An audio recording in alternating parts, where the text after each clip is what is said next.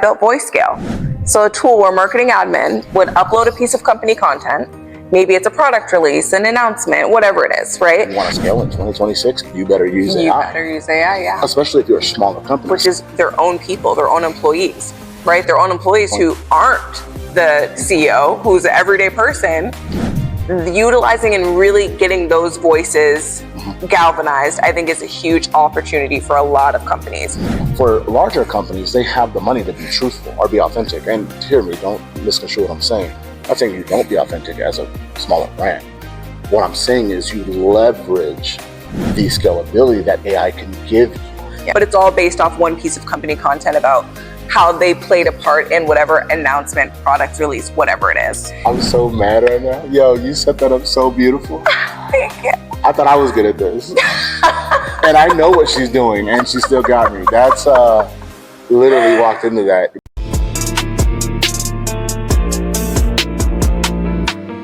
Everyone's creating content right now, but very few people are actually creating content that influences their audience.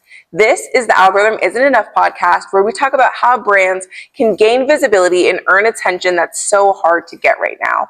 I'm Jade, the founder of VoiceSkill, and today I'm joined by Blane B, who's a brand strategist and media expert and even has a background in psychological operations. So the lens in which he sees the way people consume and perceive content is going to be a little bit different.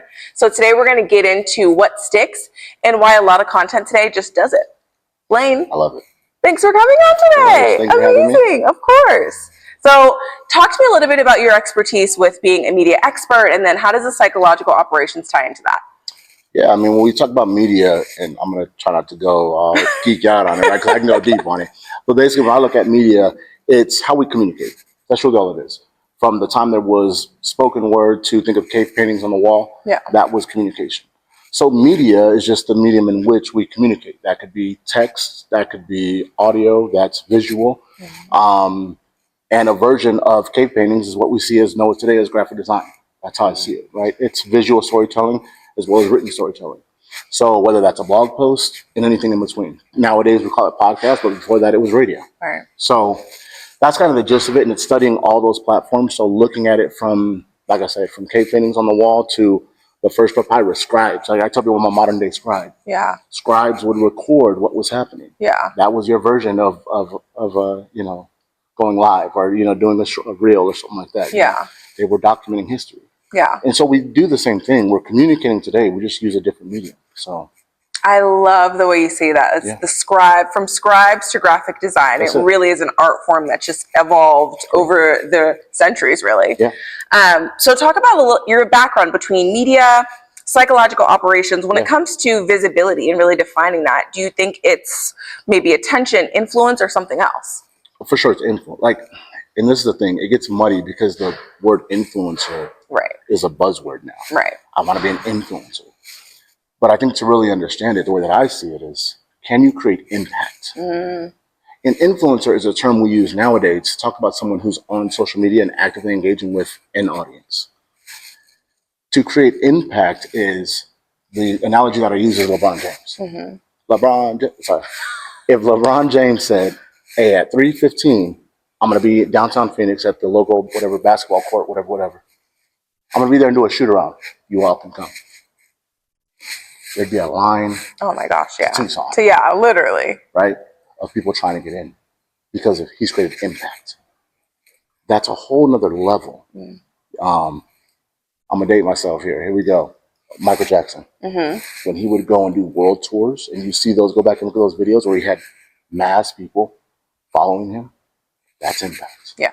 Right? So that's beyond influence. That's, yes, it's influential, but that's not, I'm creating videos about my cat or my dog or that's impact is really what we should be striving for. Yeah. Moving the masses.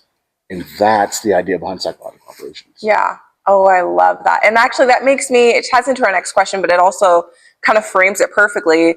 The idea of perceiving content versus just ingesting it. And I think that's the big difference. If you're perceiving content, it's making an impact versus if you're just watching, scrolling, that's just you quickly going through it. Doom scrolling, they call it. Doom scrolling, exactly, and being it. Okay, I love that. So let's actually talk about that. Yeah, hit me. When someone scrolls past a piece of content, What do you think what is happening psychologically in that split second? There's a number of things now, but at the end of the day, it's all driven by dopamine. Right. Just the act of gratification from doing a gesture. So it's a mix of, it's a dopamine hit with habit. Yeah. So I've done this, where you're on a screen that's still, and then you go to swipe it, touch it. Yeah. That's our habits kicking in. Right. So what they have figured out, when I say they, the execs, the Zucks, right? Right. What they have figured out is to take this habitual behavior and ingrain. It's not random that they tweak, and they call this thing an algorithm. And it seems like we doom scroll. Like, you can scroll for hours and not realize it. And that's the psychological thing. And it's all subconscious is what it is. Once you create the habit of, I get up and I check my phone. Now we go to dinner and everybody's like this. Right. This is so common now to be doing like that. That's the over time. It's like it's just one drop at a time. Yeah. One drop at a time. And you change the behavior over time. So with marketing and with psychological anything, you're doing it over a period of time. But the reason that we are the way we are, it goes back to our childhood, most of us. And I'm not going to get too deep, and that's where the whole psychological rabbit hole gets really deep. It goes back to our childhood for all of us. Yeah. I just use all of us. The way that we're hardwired started from childhood. What we understand in psychological operations is we know how to push those buttons. Right. And i.e. get you to move in such a way. And films are great at this. Right? That's my background. Right? So I study film. And the reason why you hear the violin right as the emotional moment is happening, they're combining music, that's sound, with the emotion of the actor on screen, with the images that they're showing you. Cut to the baby's on the floor, the mom has tears in her eye, right? And then you hear the music. So then all of a sudden you start, why are you crying? Right. You're not there. But are you? Right. And this was crazy. It's not even you that's there. It's like the 5-year-old you that's there. Yeah. And that's where the weeping comes from. Anyway. I love it. I love this rabbit hole. But yeah. I love that. And that is something that we need to do a whole episode just on the psychology of marketing, I think, as well, because that's going to be huge. But I love how you said it ties back to childhood, right? So for most of us, AI was not a part of our childhood, right? So how do you think that's now changed the way we are perceiving and consuming content? And what has that done for trust and credibility? Yeah. It's funny because our whole panel discussion for AZ Tech Week, shout out AZ Tech Week. Shout out AZ Tech Week. Shout out AZ Tech Week. That was our whole discussion. How do you keep the authenticity? There's a company called, I'm not even going to shout them out because I want to give them they ain't sponsored. So exactly. But there's a company where their ad was, give me a model. And it pops up a model. Make her smile. Make her sad. Give her freckles. And it's doing all these things. And the model is changing on screen. And then it cuts to make her real. And then they say, well, we promise not to use AI generated images in any of our advertising. And so then all the models take off their makeup and they're just having fun. Yeah. So there's this very real moment where now we're creating this juxtaposition between AI and the human connection. Right. And you're seeing brands put out and really make their ground as far as, we don't want to go with AI. We want to be human. We want to connect with you. They're trying to retain their authenticity within their brand by saying we're not going to use AI. Yeah. At the same time, if you want to scale in 2026, you better use AI. You better use AI, yeah. Especially if you're a smaller company. See, for larger companies, they have the money to be truthful or be authentic. And hear me, don't misconstrue what I'm saying. I'm not saying you don't be authentic as a smaller brand. What I'm saying is you leverage the scalability that AI can give you. Yeah. So for you to say, I want to not do AI and only be authentic, well, you don't have enough brand to carry that thought process. 100%. You just don't have it. So you need to leverage AI to help you scale. So that's kind of my thing. I think now where the authenticity comes in, you really have to understand what is your brand. You can create AI and have it be on brand. Right. You don't have to. Here's the problem with AI.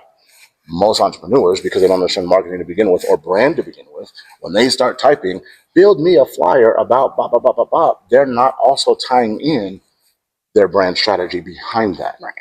So AI is going to just spit out whatever. And I can scroll right now and show you oh, that's AI. I can pick it out. Yeah. It's easy. And I think most of us really can. We know when there was an AI flyer made because there's no brand. And here's what happens when you don't. It's almost like brown paper bags. Yeah. Just a bunch of brown paper bags. It loses the ability to even get my attention. The reason why there's brand in the first place is it calls attention to itself. Right. Tide looks different than Gain. Right. As soon as I say Tide and Gain, you visibly see in your mind a Tide bottle and a Gain bottle. And they have distinctive colors. Do you know which is which? Which one is Gain? What color? Purple. Yes. Yeah. And? Orange? That's Tide. But their main color they use is green. Green. Yeah. I'm a Tide girl. No, but I'm making the point that you can see their brand color. Yeah. Now, name me a small business out here and tell me what their brand color. Right. You couldn't even recall it even if you wanted to. You wouldn't even get close. Yeah. Because they're all just brown paper bags. Right. You don't know one from the other. And so people think I can use AI, but AI is just giving you a brown paper bag. Right. So what's the solution, right? Because I know hire a brand strategist. Exactly. Either Jade or myself. Exactly. Ladies first. So always go to Jade first, and then if she can't help you, you come talk to me. But no, here's the thing. You wouldn't get into a car and not put fuel in it. You wouldn't do that. Right. But yet you'll start a business and not put marketing into it. Bars. That's a real line. I get it. And then they say, I'm gonna scale this to 1 million because I got a great idea. Yeah. Your great idea, all due respect, I say this with peace and love, your great idea is irrelevant because someone else has Tide had a great idea to wash clothes. Yeah. And then Gain had a great idea to wash clothes. And then OxyClean. And then this one. And then this one, yeah. What makes them different? Their brand. Right. You can probably look at the back of some of the bottles even and see that some of the ingredients and the chemicals rather are exactly the same. There really isn't a difference. What's different? The way that they market and how they market. So anyway. On any of these topics, I'm gonna go for like a whole 3 hours. I love that because I really do think, and like you said, it's the brown paper bag versus actually putting behind like, here's our tone of voice, and here's who we're looking to reach, and here's like that context that AI does not have, and that's the human touch that it absolutely needs 100%. To be relevant for whatever it is that you're looking to market, especially when it comes to marketing. For sure. All right, so everyone says to post more, right? Yeah. But from your perspective, does more content actually lead to more visibility? Okay, this is a loaded question. And here's what I'm gonna say by default. Yes, post more. Post more. Yeah. It doesn't hurt to post more. Now, I will also say this, everyone's business model is different. Right. I personally don't post as much as I should. But I also, for me, have personal networks. Right. And so I've built my business around my networks. Right.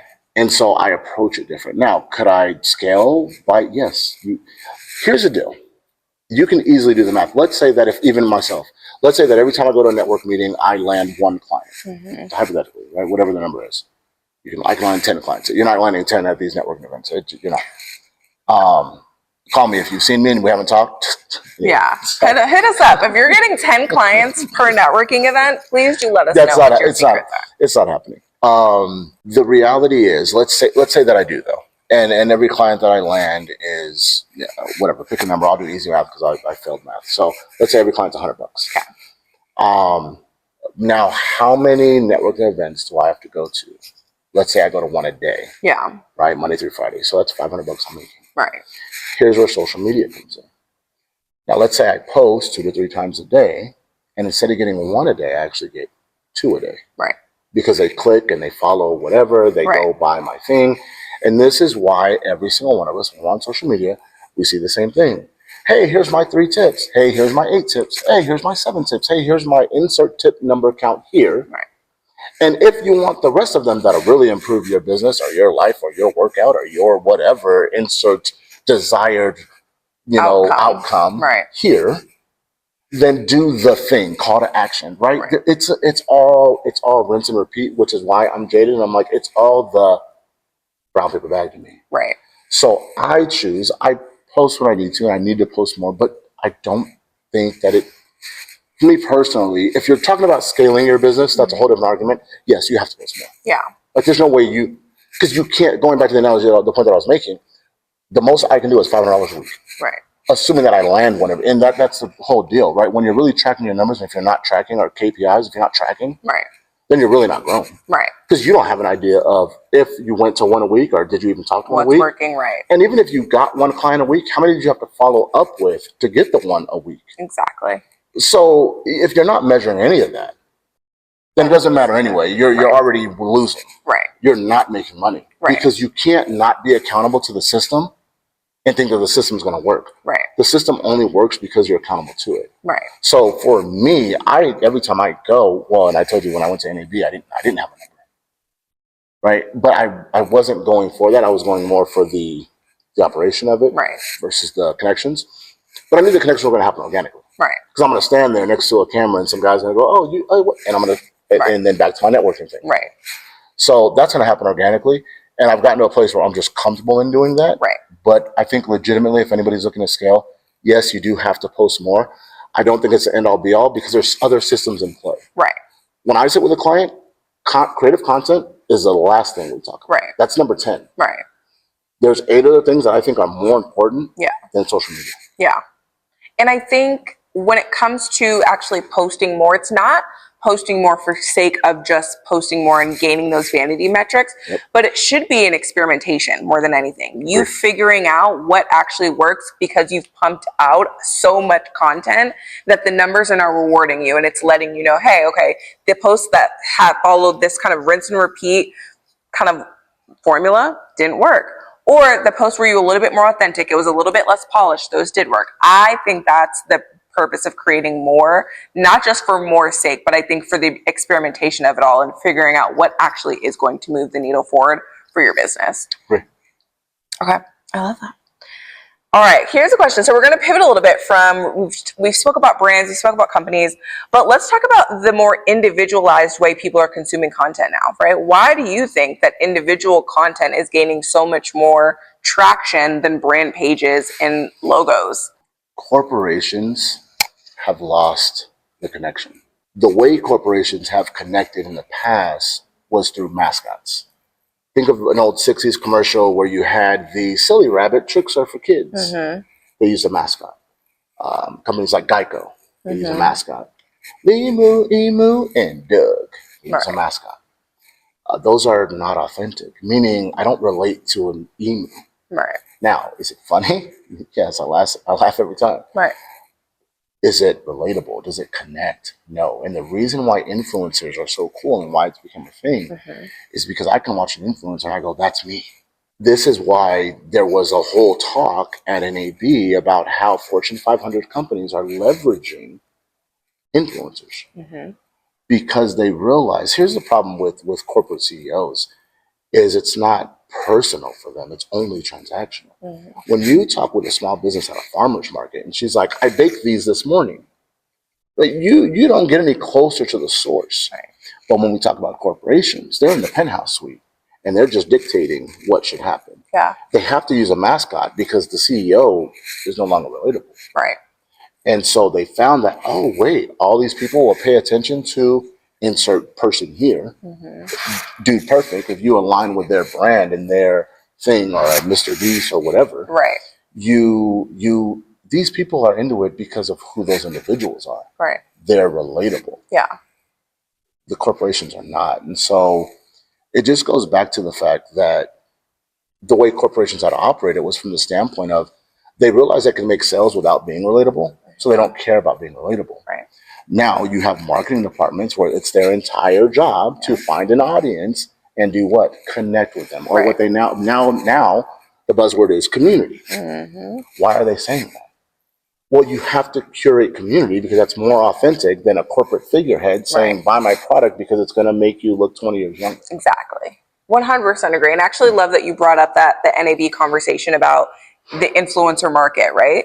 But I think even sooner than later, the kind of influencer market will dwindle because I think people are also feeling like these influencers end up becoming corporations of their own, which they are. They are business women and men.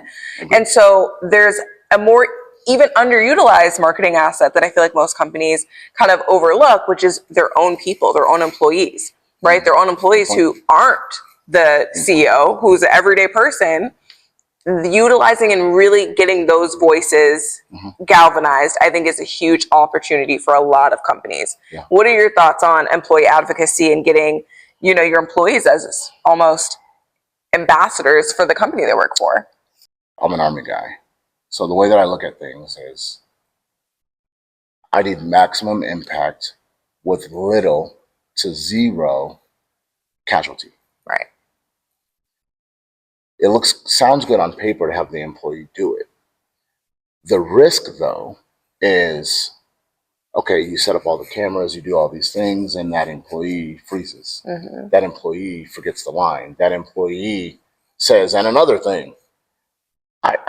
Now that's the business side, looking at the risk. They don't want to tarnish the brand. This is kind of exactly why Kanye was let go. Right. He can say whatever he wants, and he did. Yeah.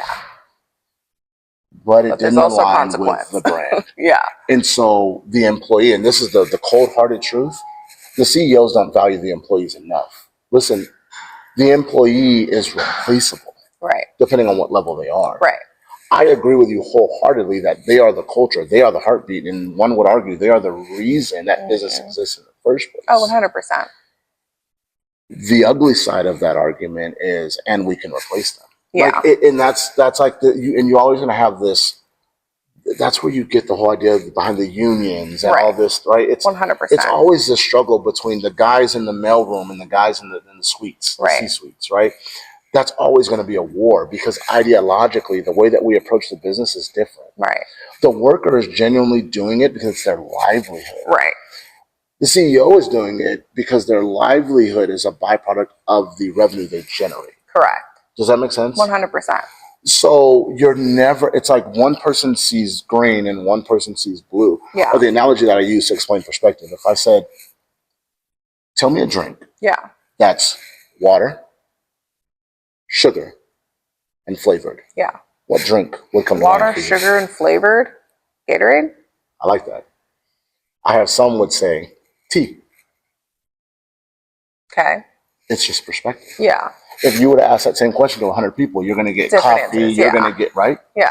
That's what I mean by ideologically, it's two different viewpoints. Right. The CEO is like ICT. Right. The worker guy's like, no, bro, it's Gatorade. 100%. And not only is it Gatorade, they'll pick it outside. Yeah. And say, it's Gatorade, it's Gatorade. Yeah. Or we want higher wages, we want high. Yeah. I'm just, you know what I mean? 100%. I'm just trying to give a general perspective so you understand. So back to the question you're asking, it's very hard to use workers because they view the brand very differently. Right. And in some cases, if that company's not treating the employee right, they don't have a positive outlook on the brand. Exactly. So the reason why, going back to using mascots, the reason why I pay Flo $1 million a year to go say, be progressive. Yeah. Is because she'll take her money, right? She'll smile, she'll put on the makeup, and she'll say all the things she needs to say on cue that are positive about the brand. 100%. Furthermore, it's in her contract to do so, and it's what she's paid to do. Exactly. So now I just lowered my risk. There's going to be no casualty of brand. Right. But I get maximum impact because everybody loves Flo. And this shameless plug is why I built VoiceScale. So a tool where marketing admin would upload a piece of company content. Maybe it's a product release, an announcement, whatever it is, right? AI will then generate personalized LinkedIn drafts for each employee in their voice because it's pulled from their past writing samples, as well as based on their role. So the marketing manager, the CSM, the engineer, all has pieces of content that sound like them based on their role, but it's all based off one piece of company content about how they played a part in whatever announcement, product release, whatever it is. And that way, risk is mitigated, right? Because they're getting it all in one place. I'm so mad right now. Yo, you set that up so beautiful. Thank you. I thought I was good at this. And I know what she's doing, and she still got me. That's literally walked into that, but that's dope. Yeah. So that is the goal, because in my career, I've piloted 16 employee advocacy programs. All but 2 have failed, mainly because It's not because the employees don't necessarily want to participate, but it does become a task if they have to remember, and then they're staring at a blank page and they're like, okay, wait, what do I write? I don't want to say the wrong thing. I don't know. This just makes it really easy for your employees to just jump in, review it, one click publish, it's on LinkedIn, and it's done. This is what's going to enhance your AI search results, because right now brand pages, they're not getting the shine that they used to. People want to hear from individuals. Why would they not want to hear from your employees? So shameless plug there, of course. But I absolutely believe that employee advocacy programs can be another kind of anchor. It's maybe not the full resolution, but I do think there's a piece of it that ties into bringing that human aspect back to companies. I'm with you 100%. I also, to add to that, I think what would be important is it would help. You hear this other buzzword about company culture. Yeah. And if you really mean it, then part of that voice should come. Oh, yeah. Why would it not? Why would it not? They're working in the company every day, and yes, they see it different, and maybe they should. Right. Because the best ideas come from when we collaborate. Right. Not from when the one guy who wants to take the group project and just do what he wants to do, and then you end up getting a C- anyway when he could have sorry. Tangent. But we get it. But we get it. No, Blane, this conversation has been extremely insightful, extremely impactful. We're going to have you back for the psychology of marketing of it all, and in that its own longer episode. Yeah. But tell the people where they can see you, where they can connect with you. I'll have everything on the screen. Yeah, at Blane B Media everywhere. So it's real simple. We love it. Straight and to the point. That's it. Guys, reach out to Blane, brand strategy, media expert. This is someone you absolutely need to connect with. And if you're in the Phoenix area, I'm sure you've met him, you've seen him. There's been some sort of connection there. Thank you guys so much for listening to this week's episode. We're really excited to continue the chat with marketing leaders about how they're gaining visibility in the age of AI. Share it with another marketing leader. Give us any feedback in the comments, and we'll see you in the next one.